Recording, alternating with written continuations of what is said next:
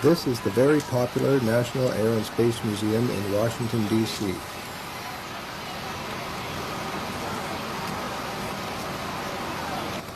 It has some of the most impressive aeronautics exhibits in the world.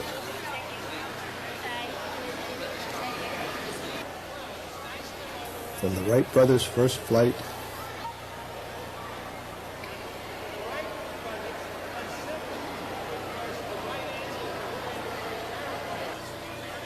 to space-age rockets and the famous moon landing vehicle. The exhibit about World War II aviation includes some of the most well-known aircraft of the day and information on the likewise famous men who flew them. Those knights of the air, the top fighter aces of many nations, are spotlighted. They include Italy's foremost ace, Major Adriano Visconti, claimed 26 victories. Top scorer for the United States was Major Richard Bong, who accounted for 40 kills. Japan's ace of aces, Wing Officer Hiroyoshi Nishizawa, eliminated 104 enemy planes.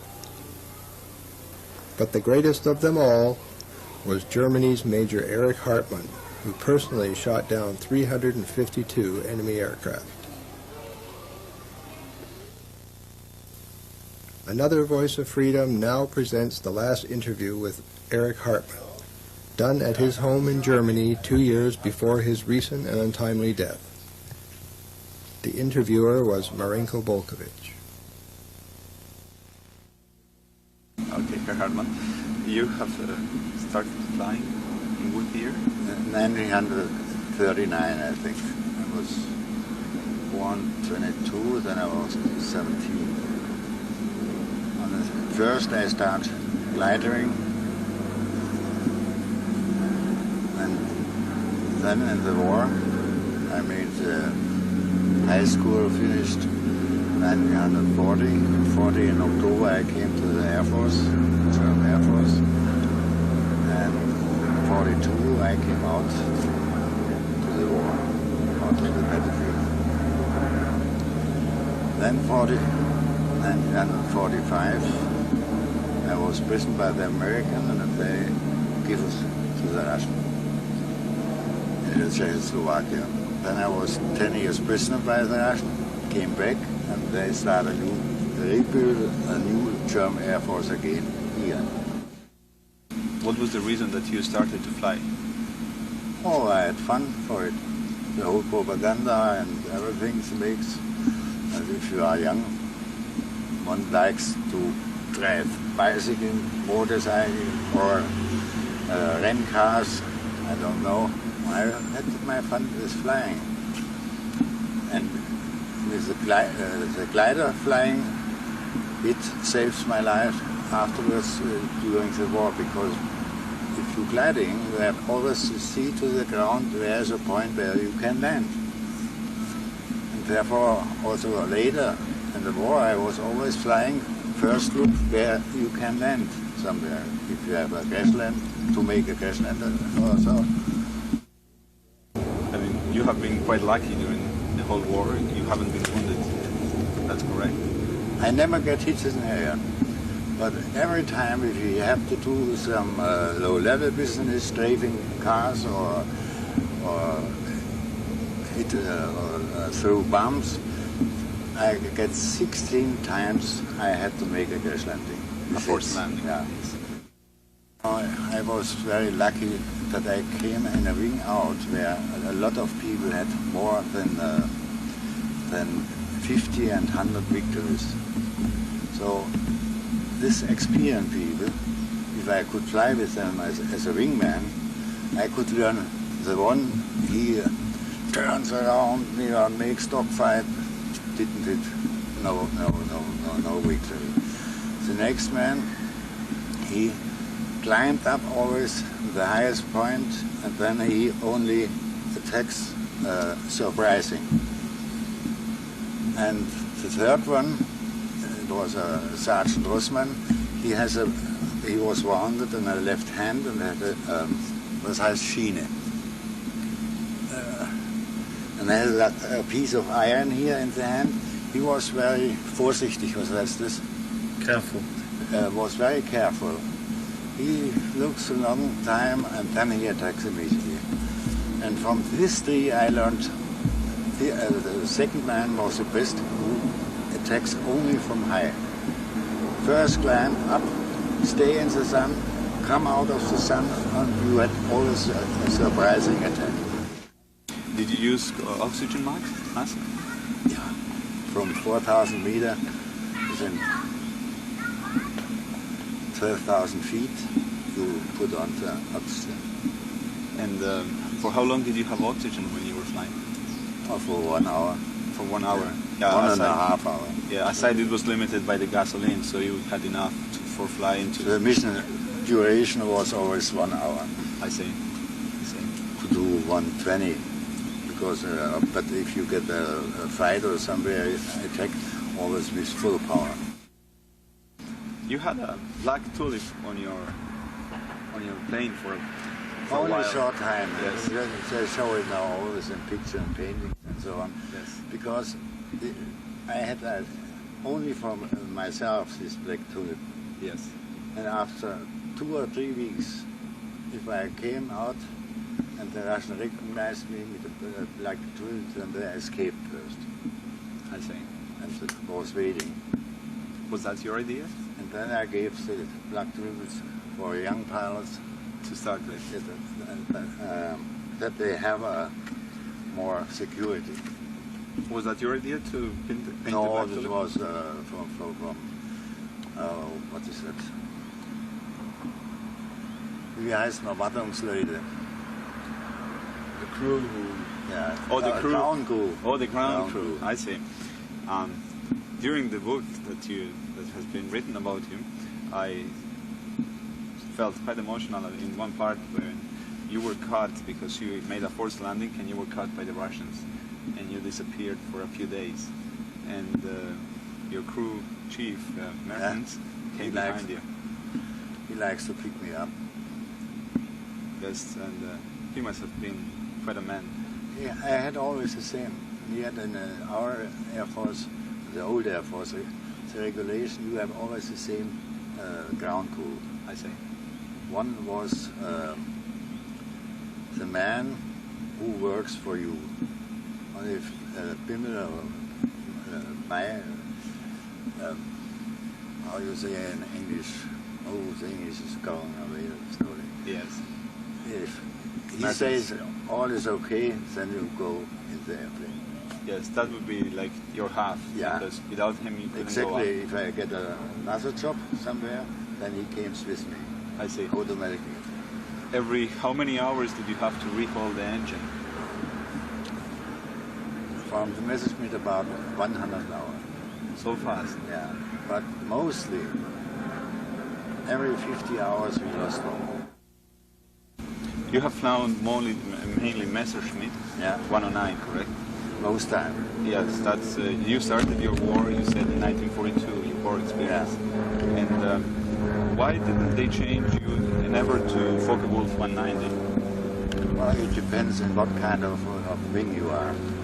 I was in March 45. I had changed to the Messerschmitt 262. Yes. What is that? Jet. Jet.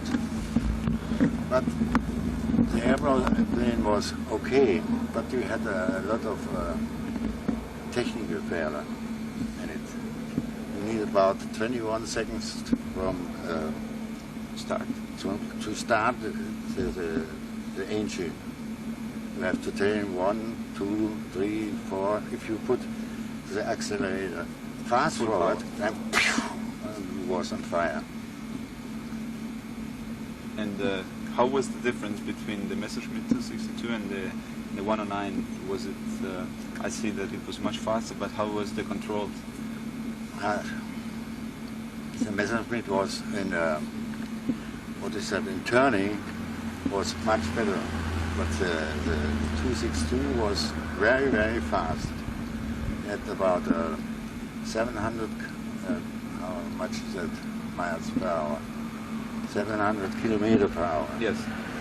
And but the 260 couldn't turn At that speed. You could only drive straight away about, because we had now in the new Air Force with the 104. You couldn't turn nothing. You think that your experience in the 262 made you already set your mind for the 104? Yeah. You could see that the problems were coming because it was much shorter You wingspan. could very good escape with the 262. You could very fast attack them. Yes. You, of course, have been in close contact with Rudolf. It's Rudel. Yeah. Not Mr. Rudolf. While he was alive. Ulrich Rudolf.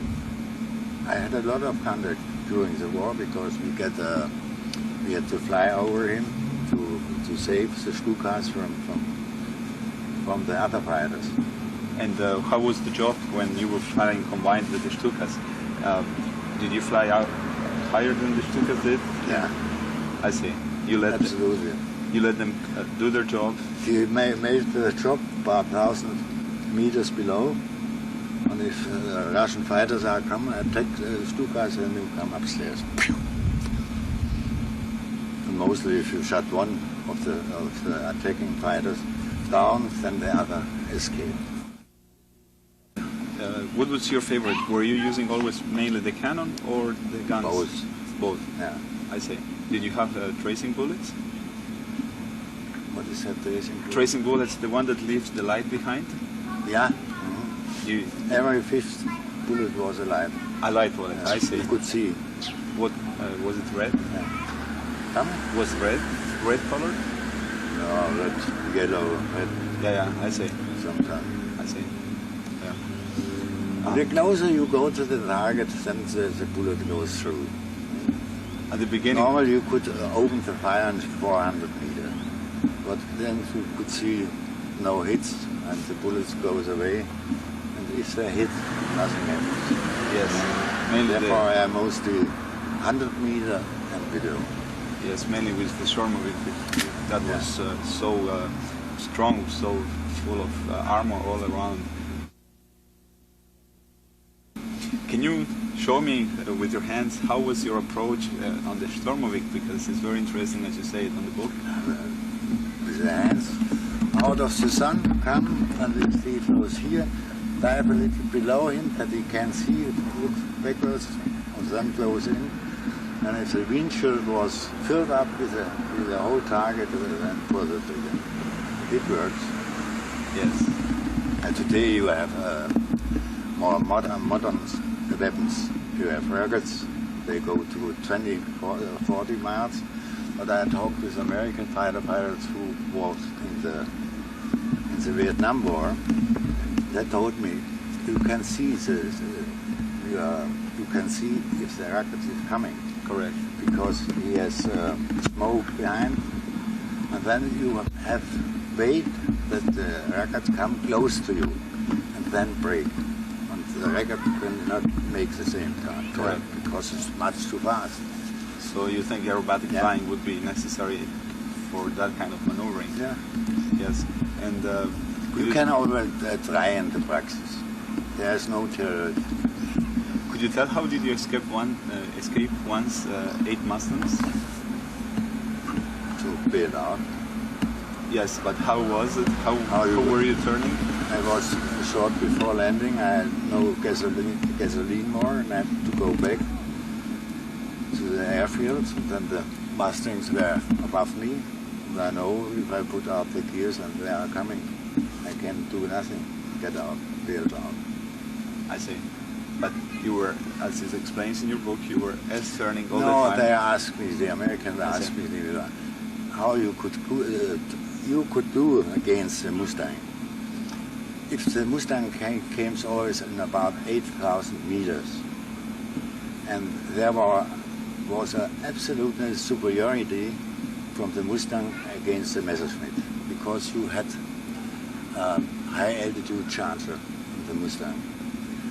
The Messerschmitt was slow then, and the Mustang was fast then. But if you get the Mustangs down to 5,000 meters, then the Messerschmitt was superior. You build airplane to go away from the battlefield and decide in the air. First you have to decide in the air, but you air superiority, and then you can come slowly down.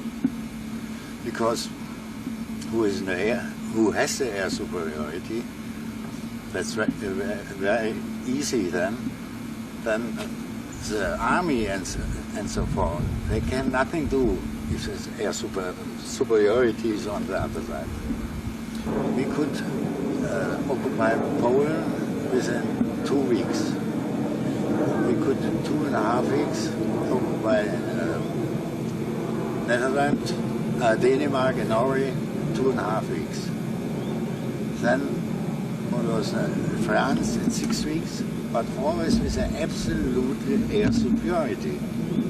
And then they start 1941, the war against the Russians. In 3 months they were 100 kilometers in front of Moscow. And then starts the land and lease law. This means that the Americans give all the material. They give Aerocobras, King Cobras, Mitchell, Douglas Boston. They had 1942. If I came out in the Caucasus and Stalingrad starts, they had only American material. That was the end first. I see. And then a lot, also, we had always to fly 2 against 50, 60, 2 against 100, against 1,000. In Romania, we flew with 16, one group, against 1,000 American bombers and 500 American fighters. What you can do. Then the air superiority was absolutely on the other side. And the change comes in England. Is that the time when you flew between the two lines and they started to fight among themselves? Between the... When at one point you flew in between the Russian line and the American. It was in Romania. Yes. And in the morning we start against the Russian, and exactly 12 o'clock you could every day look to your watch when the American bombers are coming. Yes. And therefore you could get some success because they didn't recognize you. And if you came out of the sun, you have this lot of airplanes you easily recognize, but if two somewhere are there, because every day you fly 1 or 2 times. Yes. I had 1,400 missions in 2 years. I see. Yes. With 352 kills. Were there more kills than what it's written down? Do you have more shot down? You can. Now this I can tell more, because if you didn't have, was heißt Zeuge? Lot. No, if you Witness. Didn't have a witness. Witness who tells and writes up. I have seen Hartmann hits the plane burns, and then I see. And then only it was counted. The war ends, and you're taken prisoner by the Russians. No, taken prisoner by the Americans. Exactly. They gave us over to the Russians. Correct.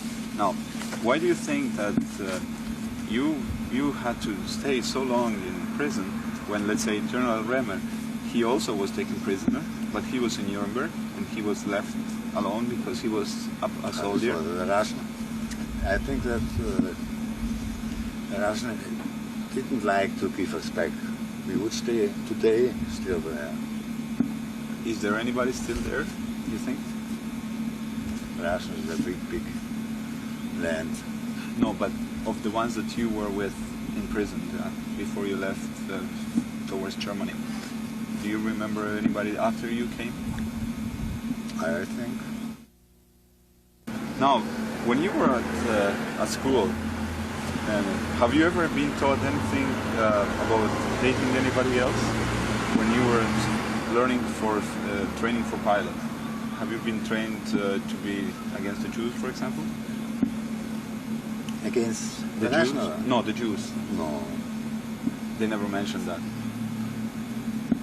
they didn't say that. They made fun about the Jews, but not you get no training against them.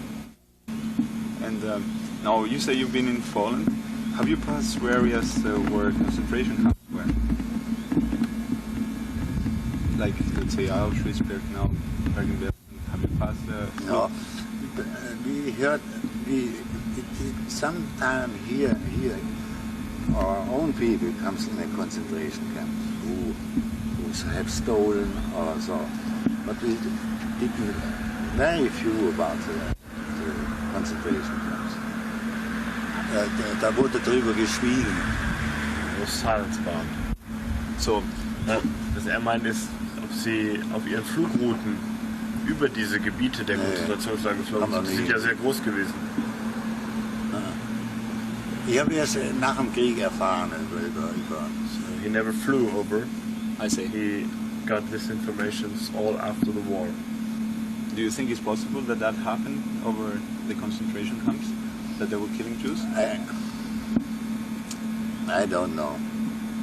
Because Rudel himself, he says that he flew over them, and he says the only thing that he saw was when the German cities were destroyed, piles of people.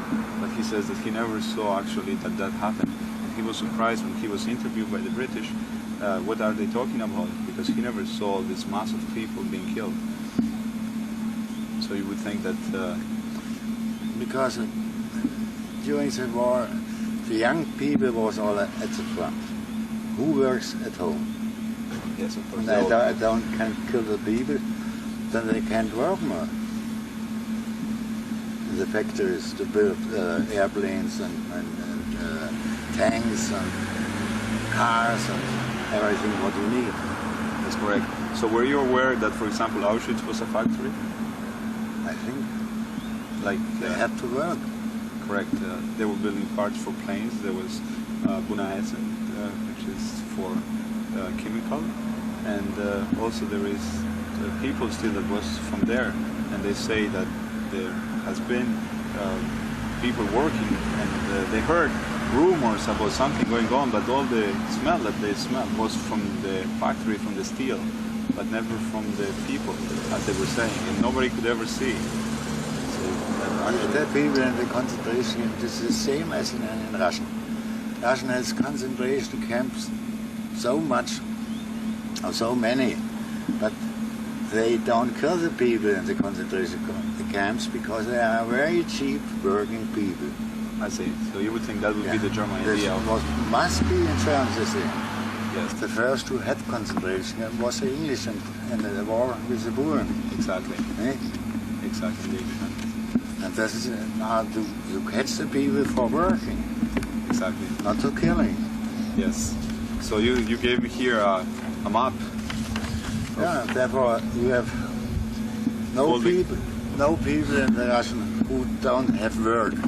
As possible in Canada and States here, we have now here in Germany 2 millions of people who has no work. They put them in the concentration camp. It's very easy.